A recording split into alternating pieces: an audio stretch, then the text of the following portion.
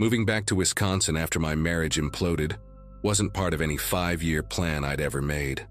But there I was, sleeping on my friend Kayla's couch in Milwaukee, working double shifts as a registered nurse at Froedtert Hospital just to keep my mind off everything.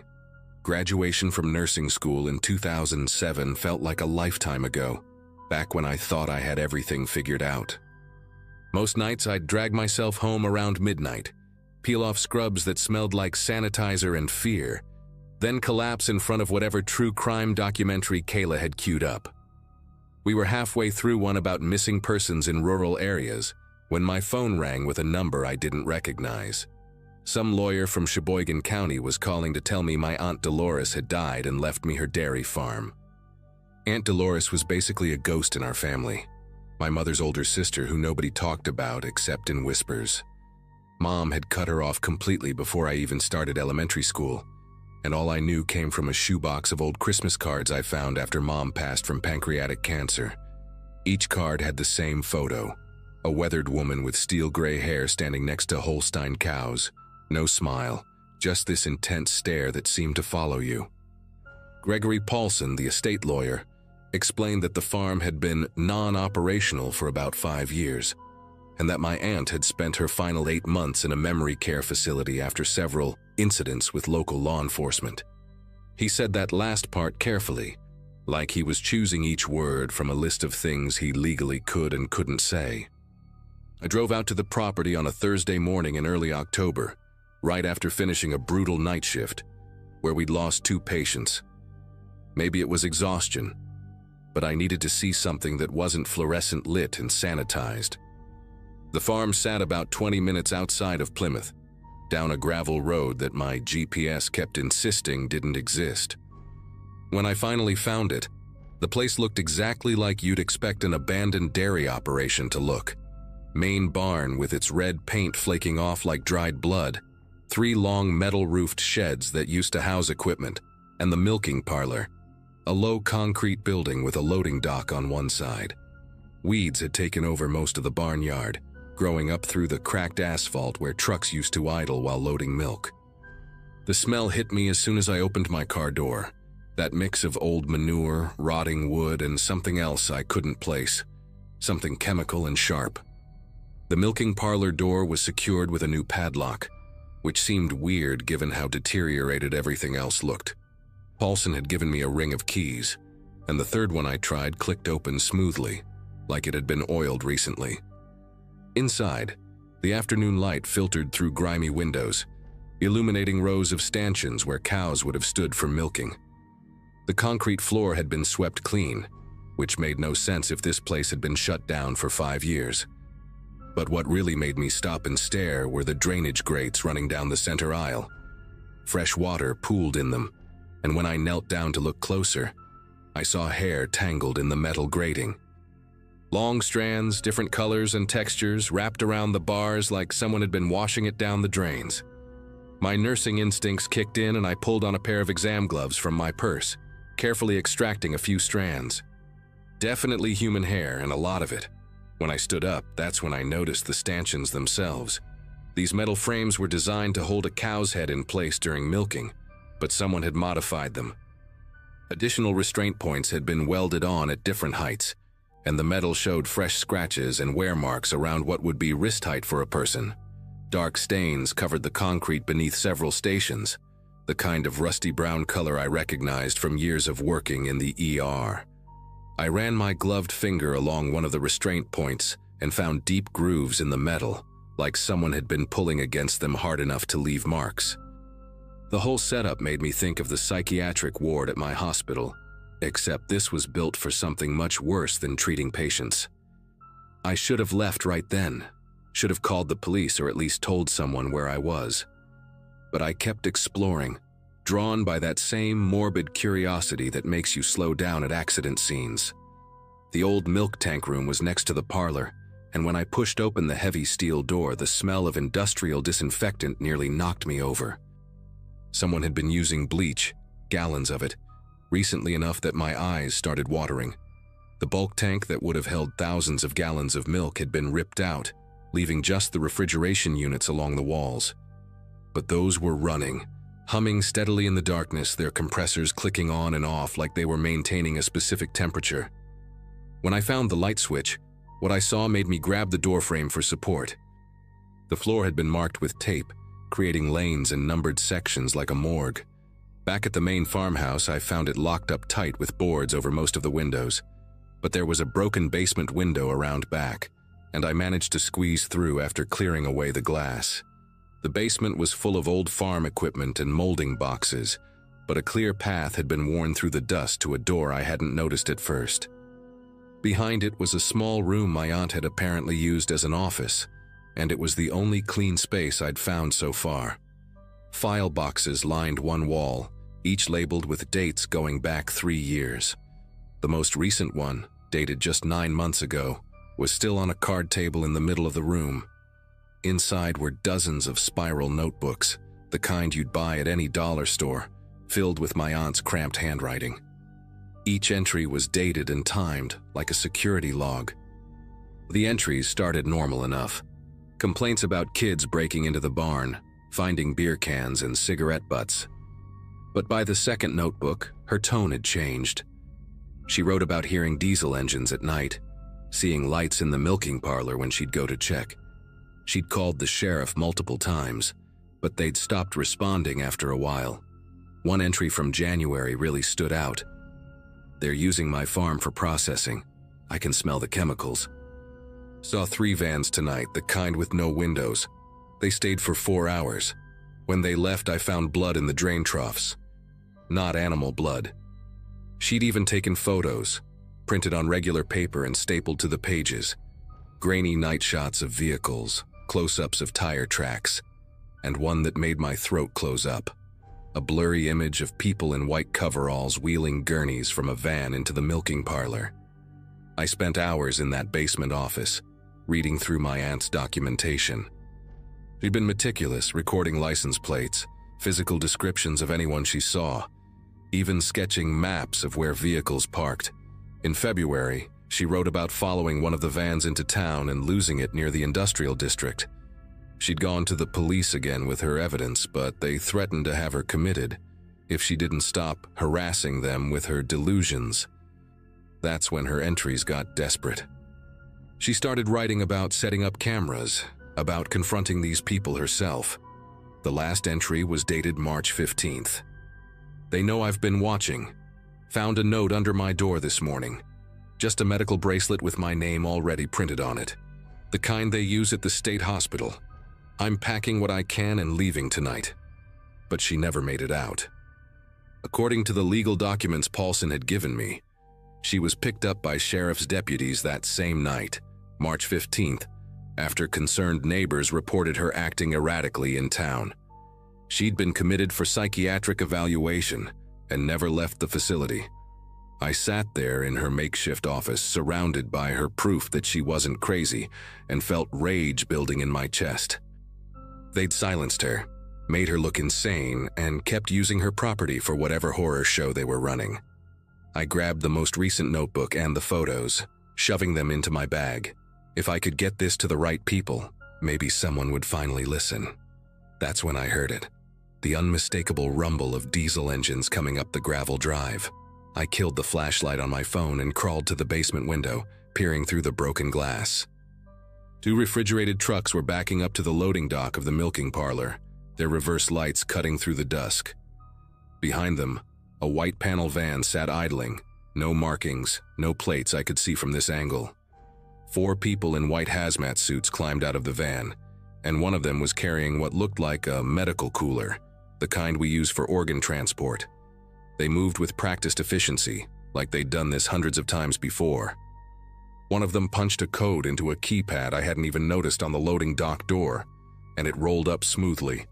The interior lights blazed on, and for just a second I could see inside.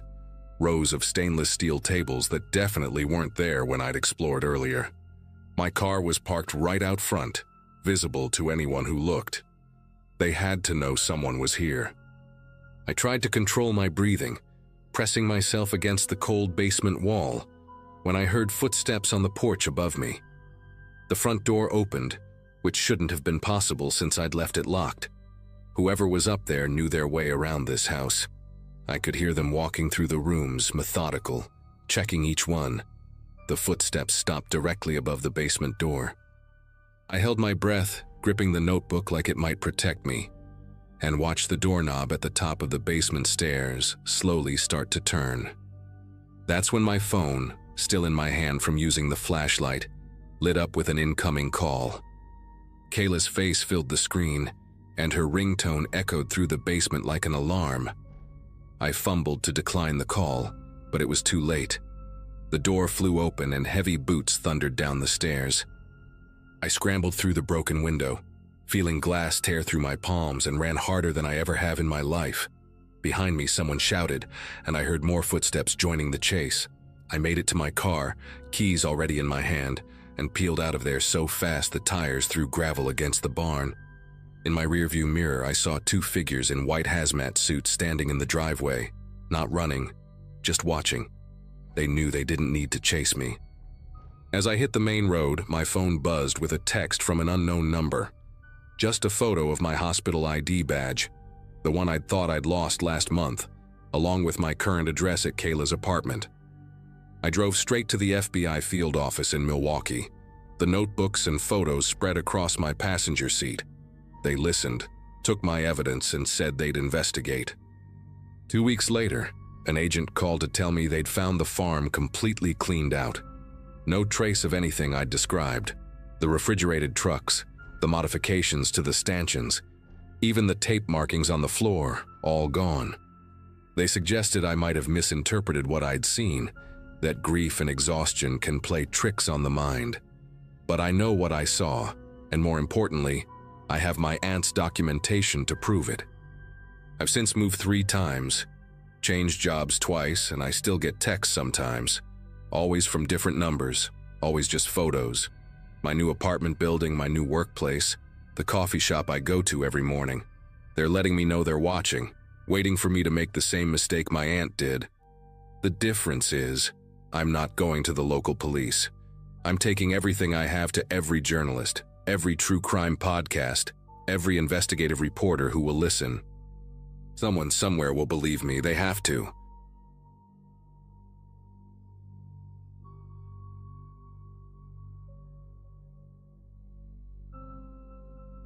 My grandfather built our farm in Nebraska back when Eisenhower was president, and I took it over from my dad about 12 years ago when his arthritis got too bad to keep going.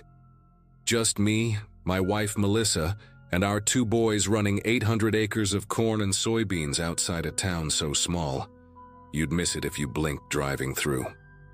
We weren't rich by any means, but we made enough to pay the bills, put food on the table, and even managed to set aside a little each month for the boys' college funds. Late spring of 2018 was when everything started going wrong, right when the corn was knee-high and vulnerable, right when we needed everything to go perfectly to make our loan payments for the new combine we'd bought the previous fall. It started on a Monday morning in early June when I was doing my usual rounds, checking the irrigation pivots before the day got too hot. I remember the smell hit me first. This sickly, sweet chemical odor that made my nose burn. Nothing like the usual earthy smell of wet soil and growing corn. Walking along the north field, I found a whole section of corn just dying, the leaves turning this ugly yellowish-brown color and curling up like they'd been torched. But it wasn't heat damage or disease, the pattern was too weird for that. Dead plants in perfect straight lines, then healthy ones, then more dead ones, like someone had painted stripes across my field. I called the county extension office right away, thinking maybe it was some new pest or fungus I hadn't seen before. But when their specialist came out that afternoon, she took one look and asked if I'd had any chemical spills recently. We spent the next 3 days testing soil samples and checking every piece of equipment on the farm.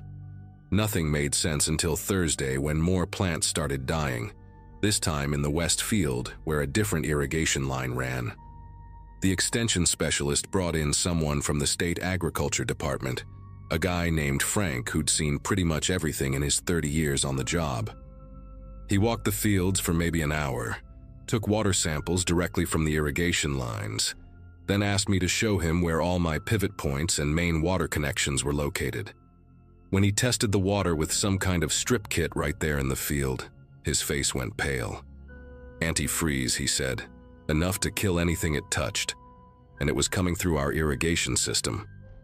My first thought was equipment failure, maybe a cracked housing on one of the pivots leaking hydraulic fluid or coolant somehow backing up into the water lines.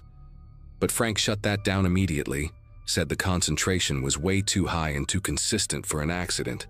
Someone was putting it in there on purpose. We called the sheriff's department, and while we waited for them to arrive, I started walking my irrigation main lines, trying to figure out how someone could even access the system. That's when I found the first cap tampered with near the edge of our property where it borders the old Brennan place that got bought up by Midwest Agricultural Holdings 2 years back.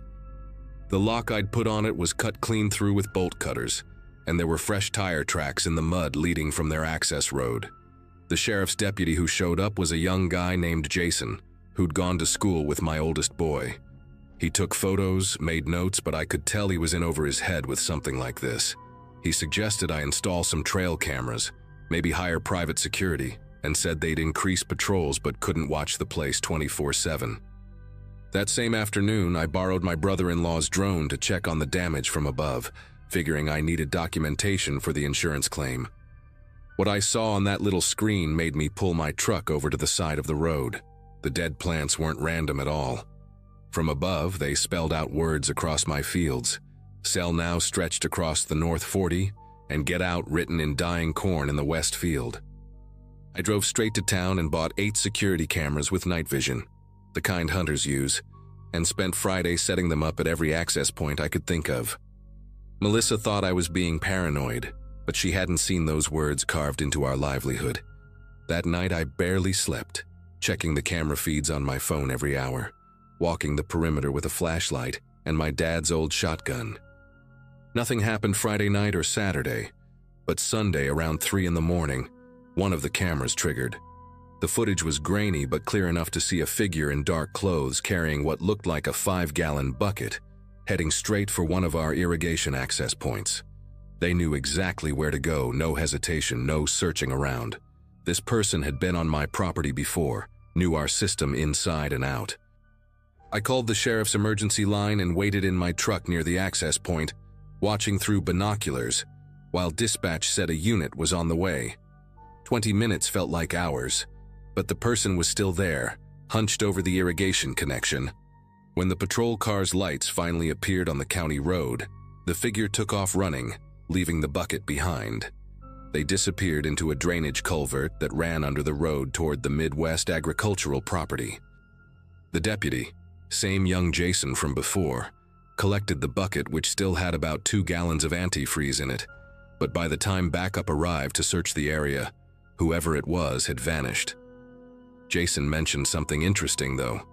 Said those old drainage tunnels connected half the farms in the county, built back in the 60s for flood control. Most farmers had sealed their ends years ago, but apparently not everyone. Monday morning, I decided to do my own investigating.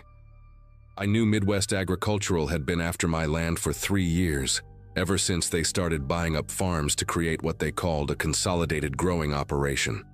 They'd made me 4 offers, each one lower than the last after I kept refusing. I drove over to their office in town, a new glass and steel building that looked ridiculous next to the feed store and hardware shop. The receptionist said their property acquisition manager would be happy to see me, probably thinking I was finally ready to sell. While I waited in the lobby, I saw their employee board on the wall, those corporate photos with names and titles. 3rd row down, there he was, clear as day. Tommy Garrett, Field Operations Supervisor. The same Tommy Garrett I'd fired 8 months earlier after catching him stealing diesel and selling equipment parts on the side. Everything clicked into place right then. Tommy knew our irrigation system because he'd helped install the new lines 2 summers ago. He knew where we kept spare keys, which fields were most crucial for our mortgage payments. Even knew about those old drainage tunnels because his uncle had worked on the original installation back in the day. I left without meeting their manager, went straight to the sheriff's office with printouts of Tommy's employee photo and my old termination paperwork. They pulled the security footage I'd captured and ran it through some enhancement software. The build matched, the gate was right, even had the same slight limp Tommy got from a motorcycle accident years back. But the deputy said matching a body shape wasn't enough for an arrest. We needed something concrete. I spent the next 2 nights sleeping in my truck near different access points, waiting. Melissa begged me to let the police handle it, but they'd made it clear they didn't have the manpower for stakeouts. On Wednesday night, I got lucky, if you can call it that. Around 2 in the morning, I saw headlights turn off the main road onto an old service path that led to the drainage tunnel entrance. I recognized the truck immediately, a beat-up Ford Ranger with a cracked taillight that Tommy used to drive to work every day. I started recording with my phone and followed on foot, staying far enough back to avoid being spotted. He went straight to the tunnel entrance with a bucket and a funnel, bold as brass, like he owned the place. I got 5 minutes of clear video before calling 911 and requesting immediate assistance, saying I had the vandal on camera actively poisoning my irrigation system. They arrested Tommy right there in the tunnel with the antifreeze, the funnel still in his hand. During the booking, he cracked pretty quickly according to Jason, who called me the next morning with updates. Tommy admitted Midwest Agricultural's acquisition manager had approached him after seeing his name in the newspaper's court records from when I'd pressed charges for the theft. They offered him double what he'd been making with me, plus a bonus for every farmer who agreed to sell after crop failures.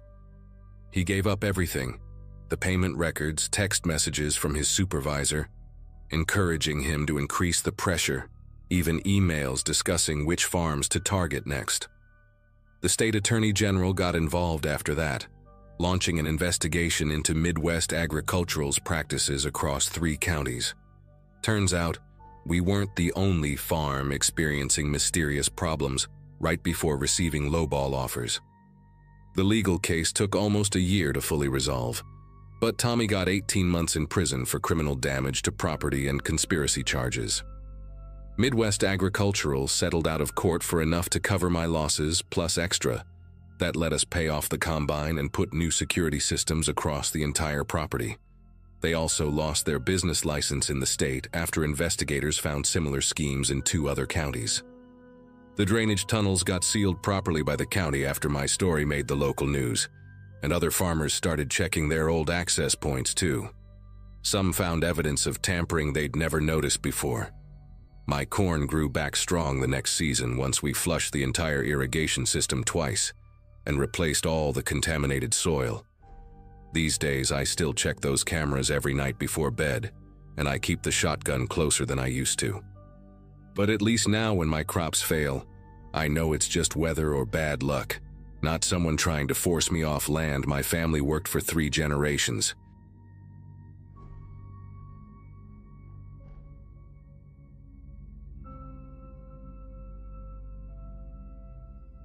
Route 47 runs through farmland for about 60 miles before it hits any real town. And right at mile marker 31, there's a little wooden produce stand that's been there since before I was born. Grandma Rose and Grandpa Bill built it themselves after he retired from the railroad, painted it barn red with white trim, and they've been running it on the honor system ever since. Just vegetables in baskets, a price list written on cardboard, and a metal cash box with a slot cut in the top bolted to the counter. No cameras, no locks on the vegetables, just pure trust that people would pay what they owed. For 37 years, it worked perfectly. Folks would stop by, grab their tomatoes or corn or whatever was in season, drop their money through the slot, and drive off. Some regular customers even left notes thanking them for the best squash in the county, or asking them to save a dozen ears of corn for Sunday dinner. That Saturday in August, when I drove out to help with fence repairs, I expected to spend the day digging post holes and listening to Grandpa tell stories about his railroad days. Grandma Rose met me at the door in her sunflower apron, but instead of her usual cheerful greeting, she grabbed my arm and pulled me into the kitchen, where Grandpa was sitting at the table with a manila envelope in front of him. His jaw was clenched, the way it gets when he's trying not to show he's upset, and he pushed the envelope across the table toward me without saying anything. Inside were 5 photographs, all taken in their bedroom while they slept. The first one showed them from the doorway, covers pulled up to their chins. Grandma's white hair spread across the pillow. The second was closer, focused on Grandpa's nightstand where his heart medication was lined up next to his reading glasses and the old wind-up alarm clock they'd had since their wedding. The third showed Grandma's side of the bed, her breathing machine on the table, the cord running to her face. The fourth was taken from the foot of the bed, showing both their faces slack with sleep. The fifth one made my chest tighten. It was shot from directly above them, as if someone had been standing right there, leaning over their bodies in the dark. Grandpa said they'd found the envelope that morning when they went to collect yesterday's earnings. Maybe $300 worth of vegetables sold, but not a penny in the box. Just the envelope, folded tight to fit through the slot. What scared me most was how recent the photos looked. Grandma had just gotten that new quilted bedspread with the yellow roses last week, and there it was in every picture. These weren't old photos someone had found somewhere. Someone had been in their house within the past few days, maybe even last night, walking through their hallways, standing over them while they slept, close enough to smell Grandpa's aftershave on the dresser, close enough to read the labels on Grandma's pills. They hadn't heard anything, hadn't noticed any broken locks or jimmied windows. Their old lab, Butterscotch, who usually barked at every passing car, hadn't made a sound. Whoever took these pictures knew exactly how to get in, knew exactly when my grandparents would be deepest in sleep, knew that Grandpa took his hearing aids out at night and wouldn't hear footsteps on those creaky stairs. I wanted to call the police right away, but Grandpa had already tried that. Deputy Hanson came out, took a report, looked at the photos, checked the doors and windows, and basically told them there wasn't much he could do. No theft, technically. No property damage. No direct threats made. Just someone being creepy, he said. Probably local kids playing a sick prank before school started back up. He suggested they install motion lights and maybe get a security camera for the produce stand, then drove off in his cruiser, leaving my 81-year-old grandparents to figure out how someone had been walking around their bedroom while they slept. Grandma Rose kept staring at that fifth photograph, the one from above, and she quietly asked me if I could stay the weekend. Her voice had this tremor I'd never heard before, not even when she was telling me about her cancer diagnosis 2 years back. She said she couldn't shake the image of someone standing there, breathing in the dark above them, maybe reaching out a hand toward their faces, maybe thinking about doing something worse than just taking pictures. Of course I said yes, and we spent the rest of that morning changing all the locks, me driving to the hardware store 3 towns over because Grandpa insisted on getting the expensive deadbolts, the ones that couldn't be picked. While I was installing them, I kept thinking about the logistics of those photos. Their bedroom was on the 2nd floor, at the end of a hallway that creaked with every step.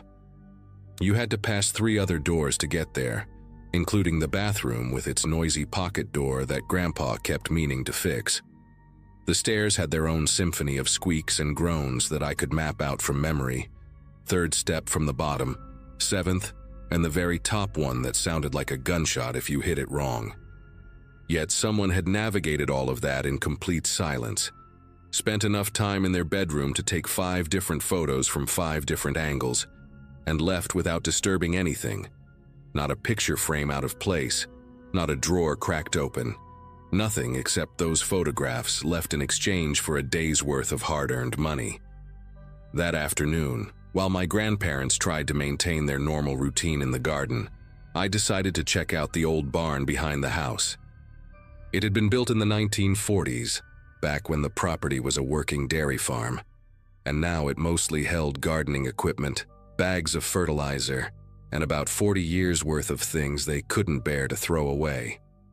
The main floor was packed with old furniture covered in dusty sheets, broken appliances waiting to be fixed, and towers of yellowing newspapers that Grandma swore she'd go through someday.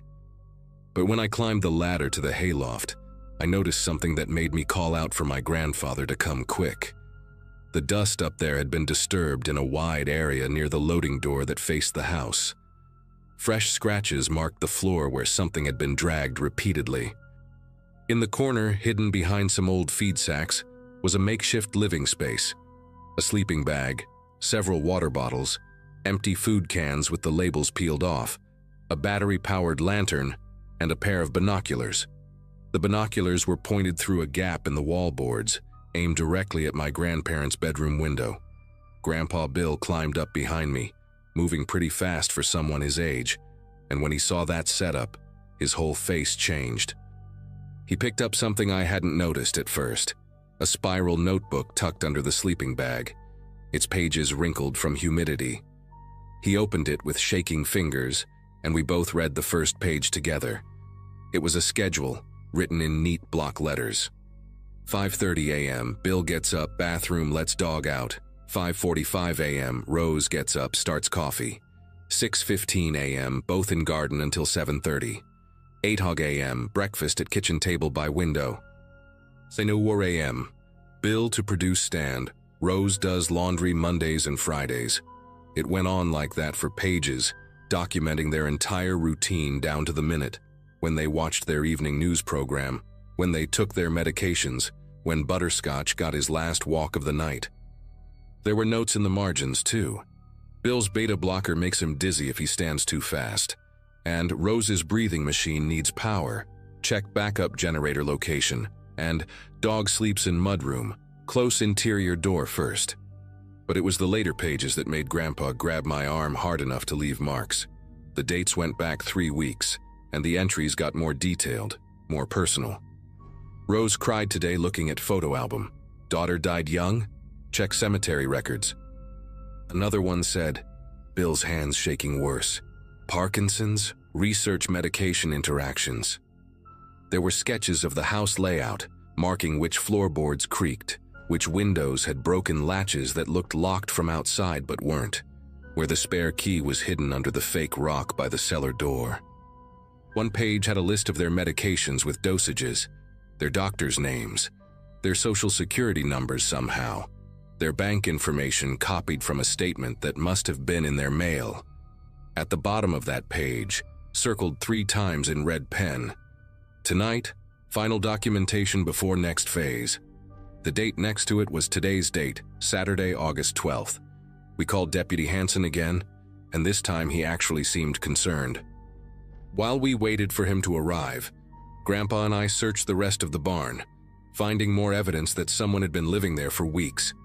There was a camp stove hidden behind some lumber, more notebooks filled with observations about everyone who stopped at the produce stand, license plate numbers, physical descriptions, what they bought, how much money they left.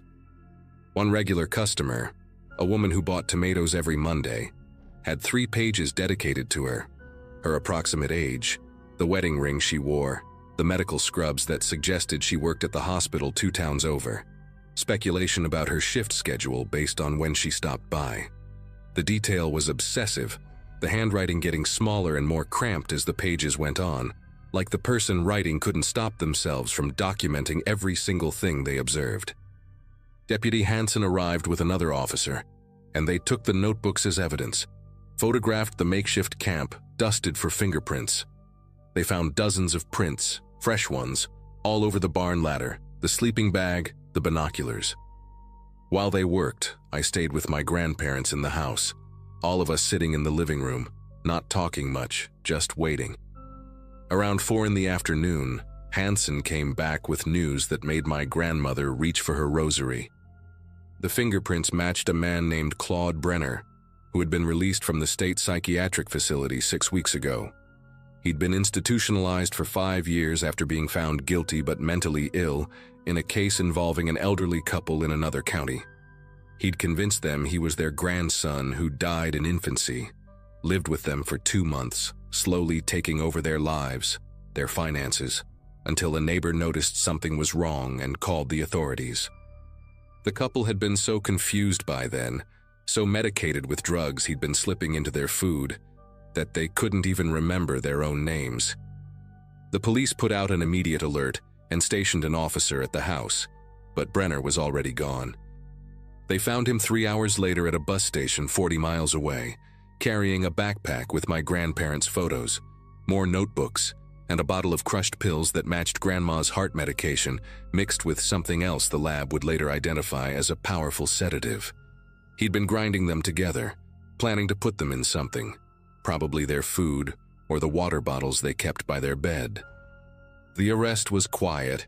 He didn't resist, didn't say anything, just stared at the officers with this blank expression that Deputy Hansen later described as the most unsettling thing he'd seen in 20 years of police work.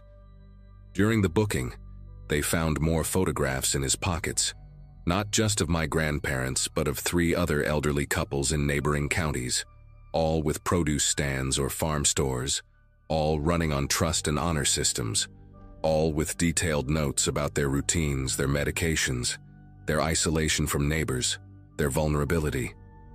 My grandparents moved in with me after that. They couldn't stay in that house, couldn't sleep in that bedroom knowing someone had stood over them in the dark, documenting their every breath.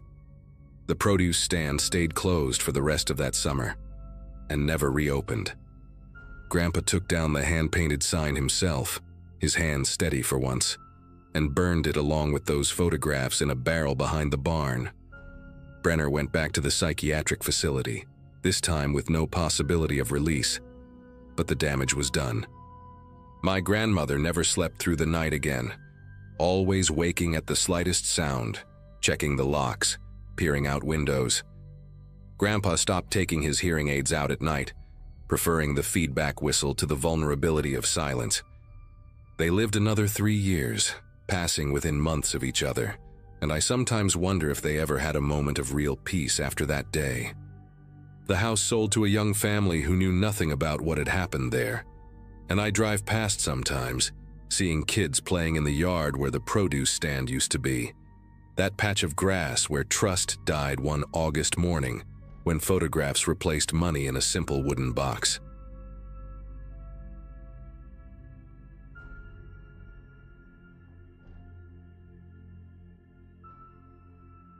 Most folks in Millbrook knew me as the kid who bagged groceries at Hannaford and helped old ladies carry their bags to their cars. 26 and still living in my childhood bedroom. But hey, at least I had a purpose now. 6 months into volunteer firefighting, and I finally felt like I belonged to something bigger than scanning barcodes and mopping floors. Captain Holbrook had taken me under his wing right from the start. Same man who used to give me $5 to rake leaves when I was 12. He taught me everything: how to read smoke patterns, how to vent a roof properly, how to stay calm when everyone else was losing their minds. Saturday nights were usually quiet in our town, population barely pushing 3,000, so when my pager went off at 11:43, I figured someone had left their stove on again. Rolling out of bed, I grabbed my gear from the hallway closet, where Mom always complained it made the whole house smell like smoke.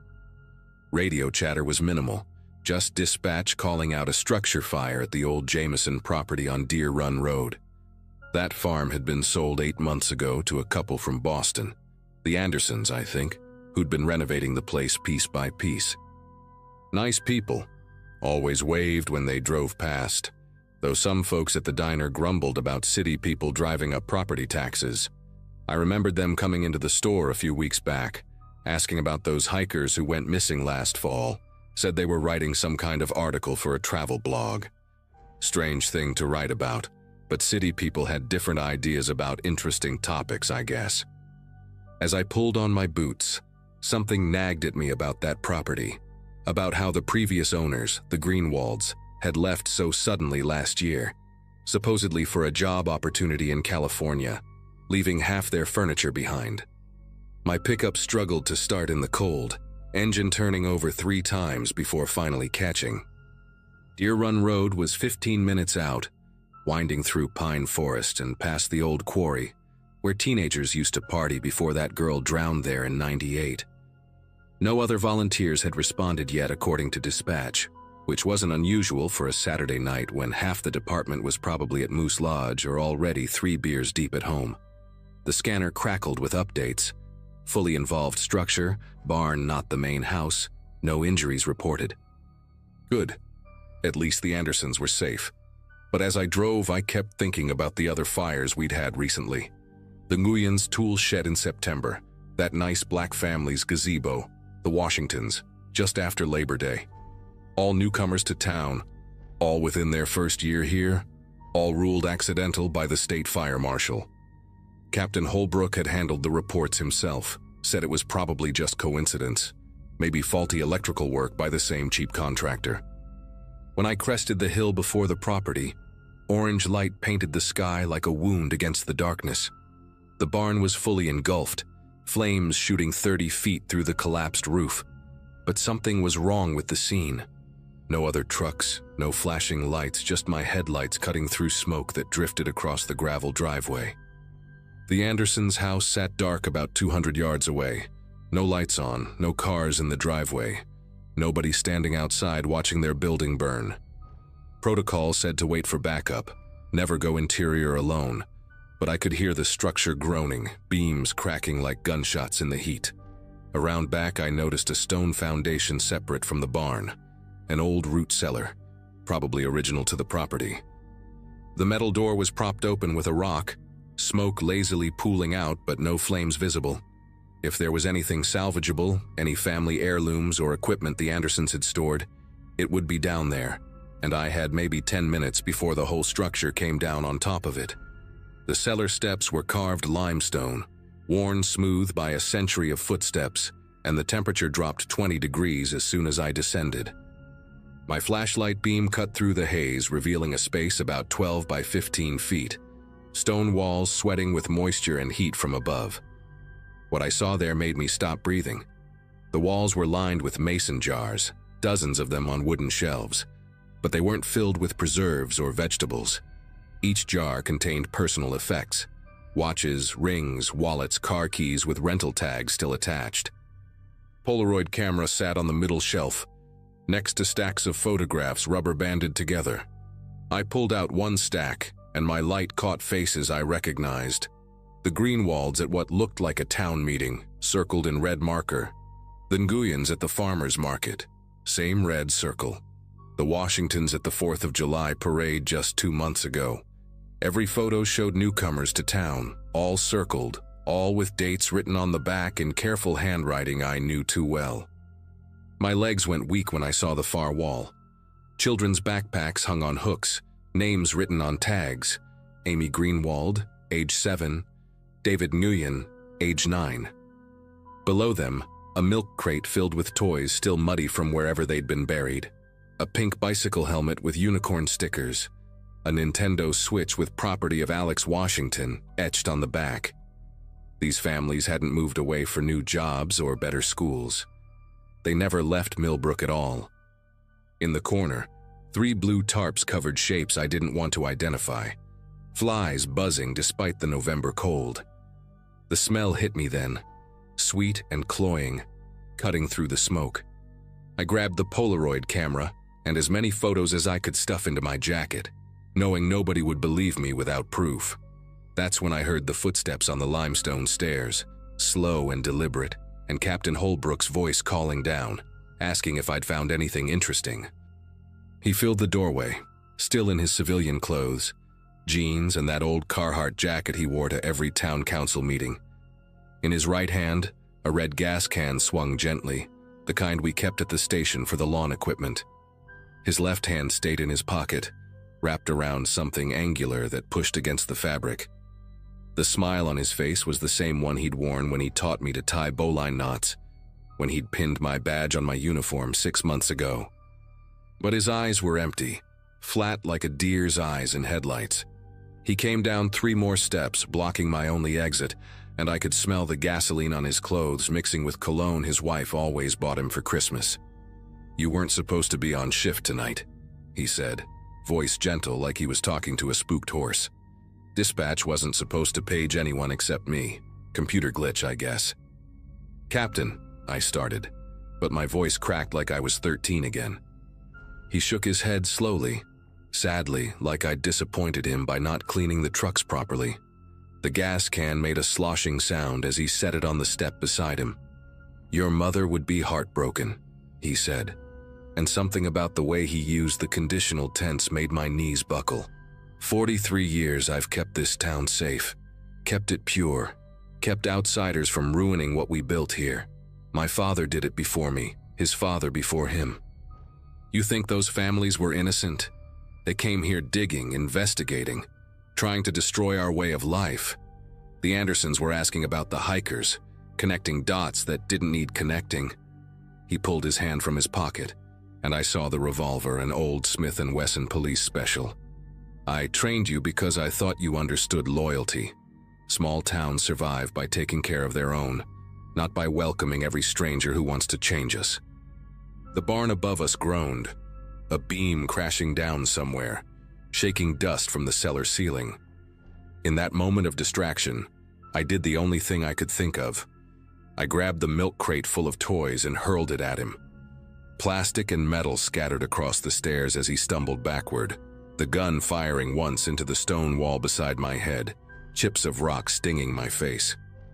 I bowled past him, taking the stairs 3 at a time, him shouting behind me about ungrateful kids and necessary evils. The barn was fully collapsing now, walls folding inward like a house of cards in slow motion. I sprinted to my truck, fumbling for keys with numb fingers, the Polaroids burning against my chest inside my jacket.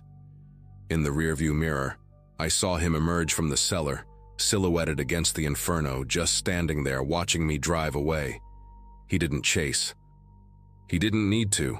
Where was I going to go? Who would believe me over a decorated fire captain with 4 decades of service?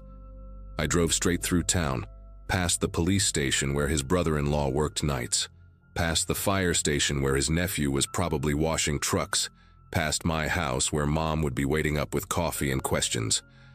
My phone rang constantly, dispatch, other volunteers, numbers I didn't recognize. At the interstate on-ramp, I finally pulled over and threw up in the ditch, bile mixing with the taste of smoke. The photos were still in my jacket, evidence of at least 15 families over who knows how many years. Some of the names I remembered from childhood. The Patel family who'd owned the gas station briefly in 2009. The young couple who'd tried to open that vegetarian restaurant. All moved away according to town gossip. Always suddenly, always leaving things behind. The nearest FBI field office was in Albany, 3 hours south. I had a quarter tank of gas, $37 in my wallet, and no idea if I'd make it there alive. But I did make it. Drove through the night with my doors locked and mirrors constantly checked, stopping only once for gas in a crowded station near Saratoga Springs, where I figured they couldn't do anything with witnesses around. The federal building security guard looked at me strange when I walked in at 5 in the morning, reeking of smoke, clutching wrinkled Polaroids like my life depended on them. Which it did. The agent they assigned to me, a young woman named Agent Reeves, went pale when she saw the photos, paler still when I told her about the cellar, the jars, the children's belongings. By noon, Millbrook was swarming with FBI vehicles, state police, forensic teams. They found the cellar intact. Holbrook had fled but left everything behind, probably figuring he'd burned the only witness. They found more than just those 3 shapes under the tarps. The old quarry where kids used to party? 23 bodies recovered. The abandoned well behind the elementary school? 14 more. Generations of victims, anyone who asked too many questions, anyone who didn't fit their idea of what the town should be. Holbrook was arrested 2 days later trying to cross into Canada, the gasoline smell still on his clothes. His brother-in-law, his nephew, half the police force, even our town selectmen, 17 arrests total when the investigation ended 8 months later. Mom had to move in with my sister in Connecticut after the death threat started. Couldn't even go to Hannaford without people calling her a traitor's mother. I testified for 3 different trials. Told the same story each time about that night in November, about the photos and the toys and the smile on the face of the man who taught me to save lives. Some nights I wake up still tasting smoke, still feeling those limestone steps under my boots. The FBI got me into witness protection eventually, set me up with a new name in a new state where nobody knows about Millbrook or what happened there. I work in IT now, fixing computers in a cubicle with no windows. But sometimes when I'm driving through small towns for work and I see those volunteer firefighter stickers on pickup trucks, I wonder how many other Millbrooks are out there, how many other Captain Holbrooks are training young kids to protect their communities, and what exactly they think that means.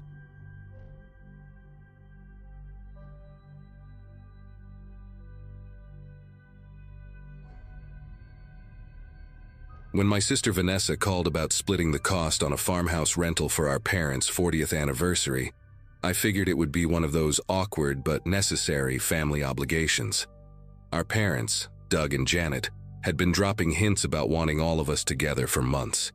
And honestly, after the mess of the past few years, scattering across different states, barely keeping in touch, I thought maybe it would be good for us. The place Vanessa found was listed as a century-old farmhouse on 80 acres in rural Pennsylvania, about 3 hours from Philadelphia where I live. The photos showed weathered wood siding, a wraparound porch, and fields that stretched to a tree line in the distance. It looked isolated in that peaceful way people pay premium prices for. Vanessa handled the booking through some vacation rental site, communicated with a property manager named Howard through email, and wired the deposit. Simple enough. We planned to arrive Friday evening in early September, spend the weekend reconnecting, and head home Monday morning. I arrived first, around 6 in the evening, with my daughter Chloe, who had just turned 11 that July. My wife Jessica was supposed to come but got stuck covering someone's shift at the hospital where she works as a surgical nurse, so it ended up being just me and Chloe making the drive. The farmhouse sat at the end of a gravel driveway that curved through overgrown fields, the kind where you couldn't see the main road anymore once you were halfway down. The house itself looked exactly like the photos, maybe a bit more worn, paint peeling near the roof lines but charming in that rustic way. There was a detached barn about 50 yards behind the house, doors hanging crooked on their hinges. No other buildings in sight, no neighbors visible, just fields and woods pressing in from all sides. I grabbed our bags from the trunk while Chloe stretched her legs, complaining about the long drive. A lockbox hung on the front door handle, and inside was a key just like Howard's email had described. The door opened with a long creak, and we stepped into a dim hallway that smelled like old wood and something faintly chemical, maybe cleaning supplies. The place had clearly been furnished from estate sales. Mismatched furniture, floral couches, a dining table that wobbled when I set my keys on it. But it was clean enough, and there were 6 bedrooms upstairs, plenty of space for all of us.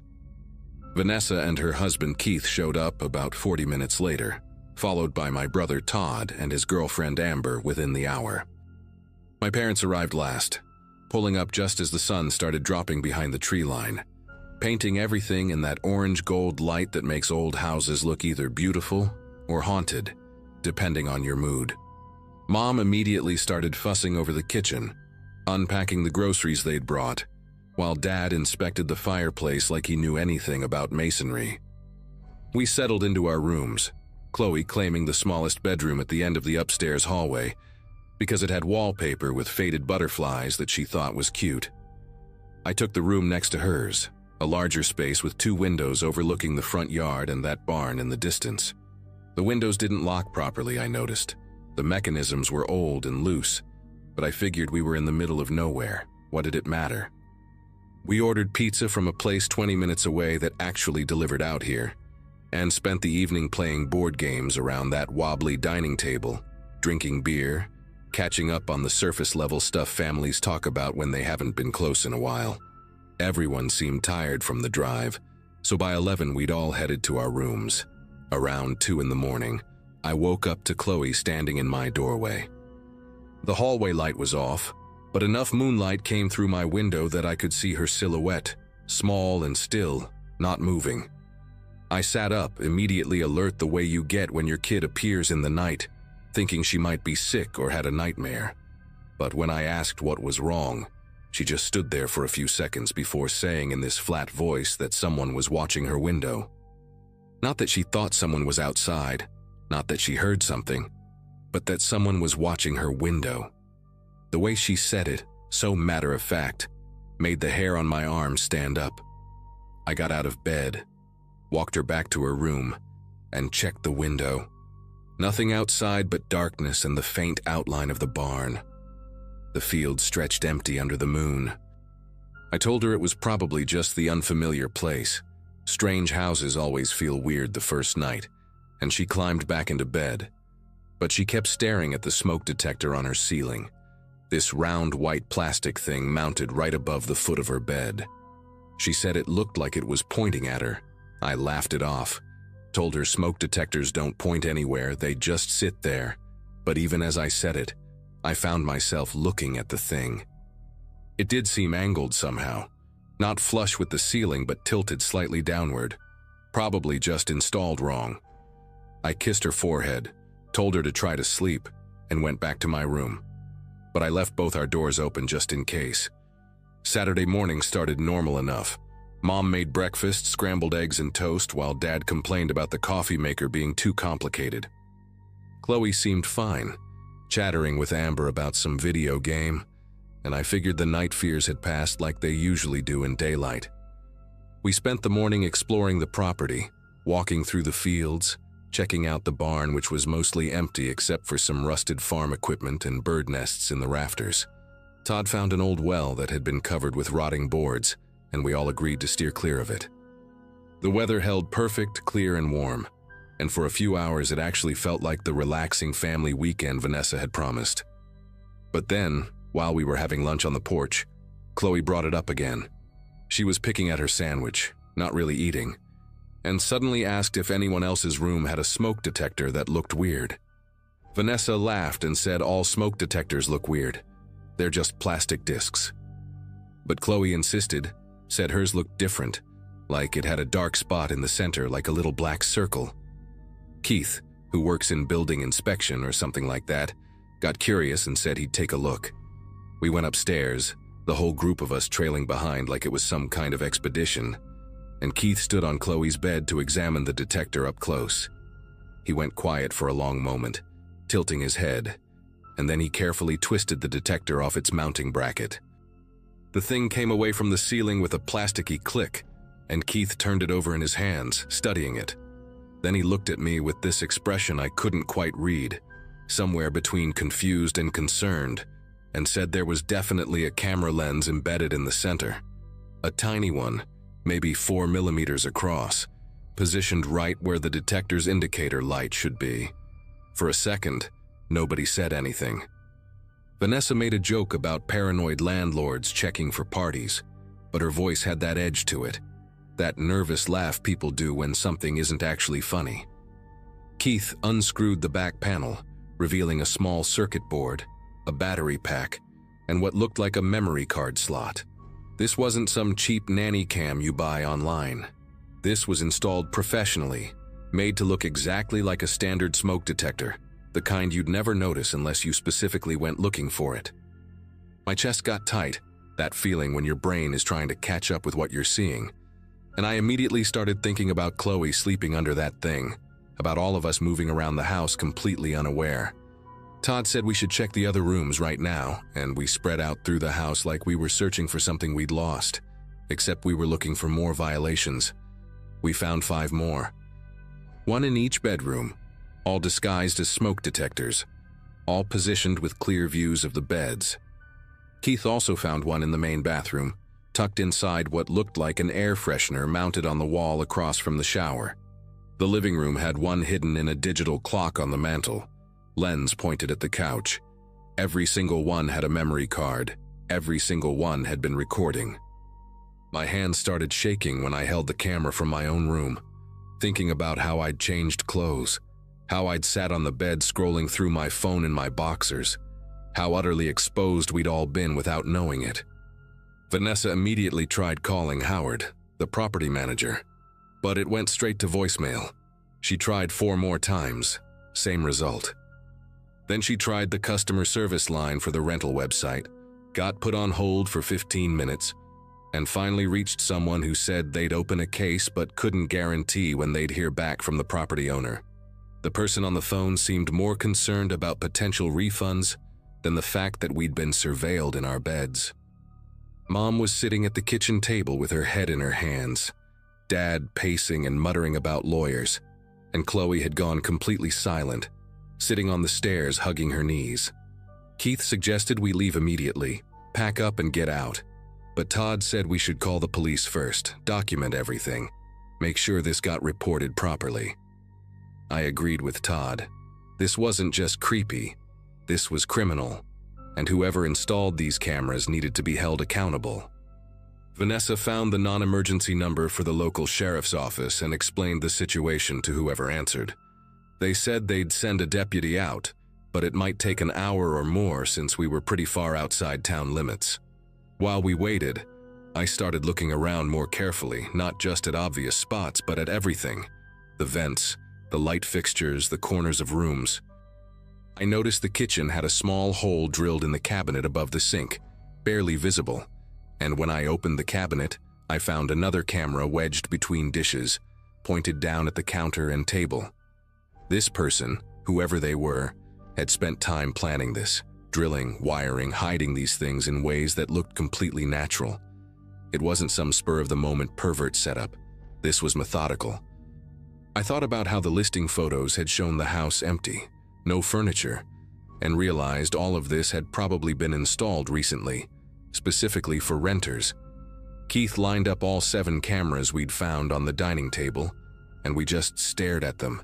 These little pieces of plastic and circuitry that had stolen our privacy, our sense of safety.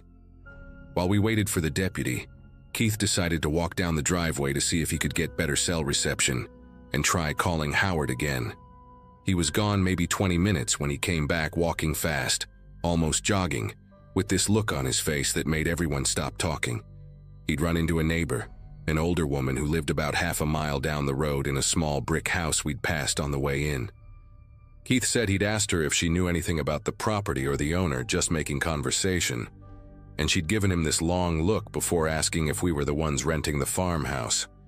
When Keith said yes, she'd told him we should leave. Not suggested, told.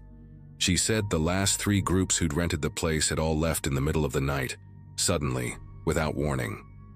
She didn't know why exactly, but one family had knocked on her door around 3 in the morning looking terrified, asking to use her phone, saying they needed to call the police. She'd let them inside, but by the time any officers arrived the next morning, the family was already gone, never came back. Then she mentioned something that made my stomach turn. Said that about 2 months ago, another rental family's car was found abandoned on Route 134, about 5 miles from here. Doors open, engine still running, but nobody inside. The police searched for them, she said, but as far as she knew, they never found anything conclusive. The room went dead silent. Amber started crying, not loud, just tears running down her face, and Vanessa kept saying, "This can't be real. This can't be real," like repeating it would somehow change things. Dad wanted to know why the hell this woman didn't warn people before they rented the place, and Keith said she told him she'd tried calling the rental company multiple times, but they never took the listing down. My brain was spinning, trying to make sense of it. Were the cameras connected to something? Was someone watching in real time? The memory card suggested recording for later, but what if there was a live feed too? What if whoever installed these knew we'd found them? Todd grabbed the cameras off the table and smashed 2 of them against the floor, stomping on the pieces, like destroying them would somehow erase what had already happened. I pulled Chloe close, felt her trembling against me, and told everyone we needed to get our stuff and leave right now. Forget the deputy. Forget documenting anything. Just get out. But Mom pointed out that it was already getting dark outside, the sun dropping fast, and she didn't want to drive those narrow country roads in the dark when we were all this shaken up. Vanessa argued we should at least wait for the police, have them escort us out, make sure we were safe. The problem was nobody's phone had service anymore, not even one bar, like something had changed in the last hour. Keith checked the landline phone mounted on the kitchen wall, one of those old rotary types that seemed decorative, but when he picked up the receiver, there was no dial tone, just dead silence. That's when I noticed the cars. Through the kitchen window, I could see all 3 vehicles parked in the gravel area near the porch, and something about them looked wrong. I walked outside, the others following, and immediately saw that every single tire had been slashed, clean cuts in the sidewalls, rubber peeling away from the rims. Someone had done this quietly, precisely, while we were all inside focused on the cameras. My truck, Vanessa's SUV, my parents' sedan, all of them useless. The sun had nearly set now, just a thin line of red on the horizon, and the fields around us looked darker than they should, shadows stretching long and strange. Todd started shouting about how we needed weapons, something to defend ourselves with, and he ran toward the barn. Dad yelled at him to stay close, but Todd was already halfway there, moving fast through the tall grass. The rest of us stood frozen in the driveway, watching him disappear into the dark mouth of the barn entrance. He was inside maybe 30 seconds before we heard him scream. Not a startled yelp, but a genuine scream of terror. And then nothing.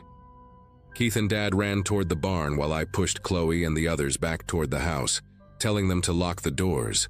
Don't open them for anyone. I followed Keith and Dad, my heart hammering so hard I could feel it in my throat. And when we reached the barn entrance, I grabbed a rusted piece of rebar from the ground, something solid in my hands. Inside, the barn was almost pitch black, just enough dying light coming through gaps in the walls to see shapes. We called Todd's name, heard nothing back, and then Keith's flashlight from his phone clicked on, beam cutting through the dark. Todd was sitting against the far wall, knees pulled up, staring at something on the ground in front of him. When we got closer, I saw what had made him scream. Bags, black plastic contractor bags, 5 of them, lined up against the wall, and one had split open, revealing clothes inside. A child's sneaker, a woman's purse, things that clearly belonged to people. The smell hit me then.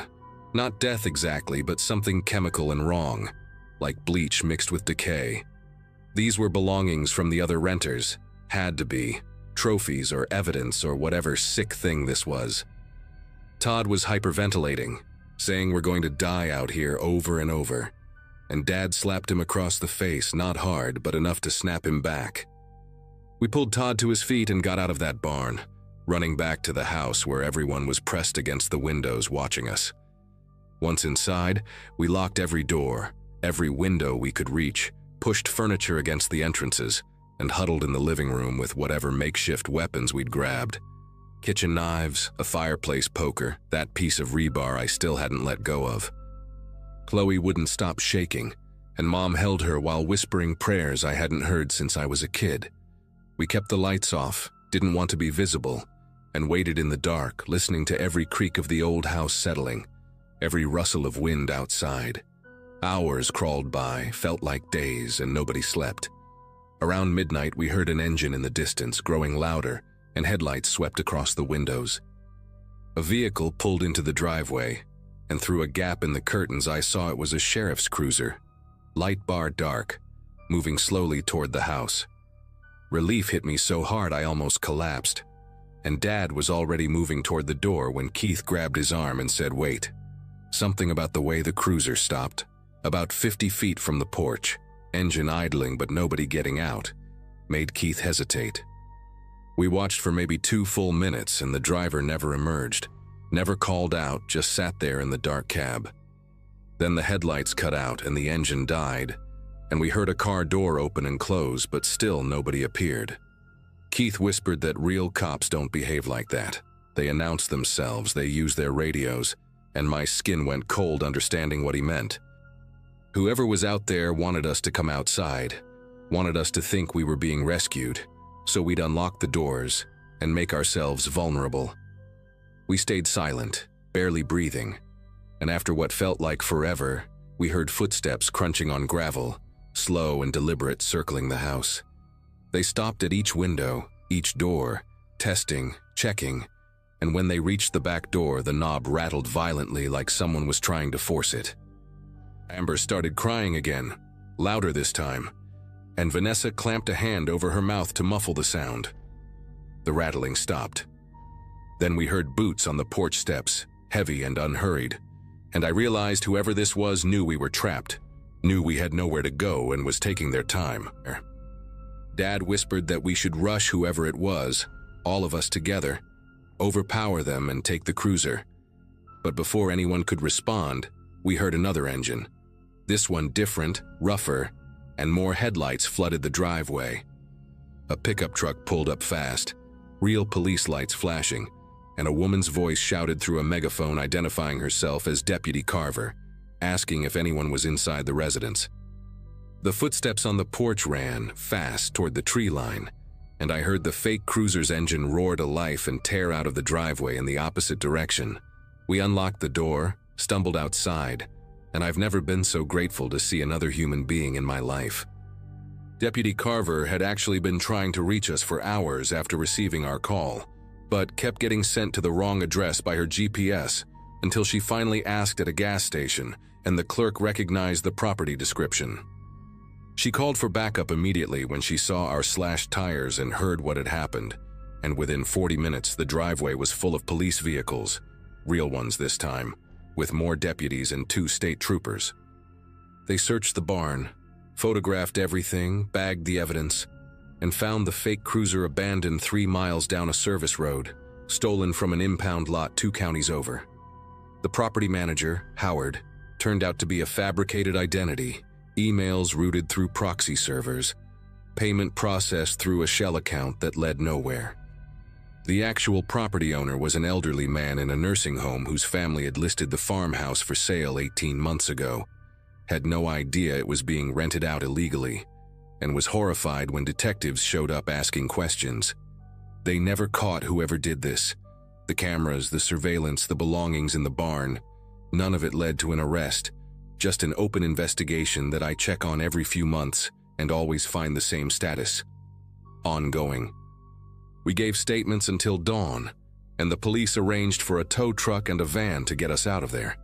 Chloe doesn't talk about that weekend, not even to her therapist, and Jessica and I decided not to push her. The rental website pulled the listing and settled with us out of court, along with 2 other families who came forward with similar stories after seeing news coverage. I still don't know what would have happened if Deputy Carver hadn't shown up when she did, and honestly, I don't want to know. What I do know is that I check every smoke detector now, every mirror, every electronic device in any place I stay, and I probably always will.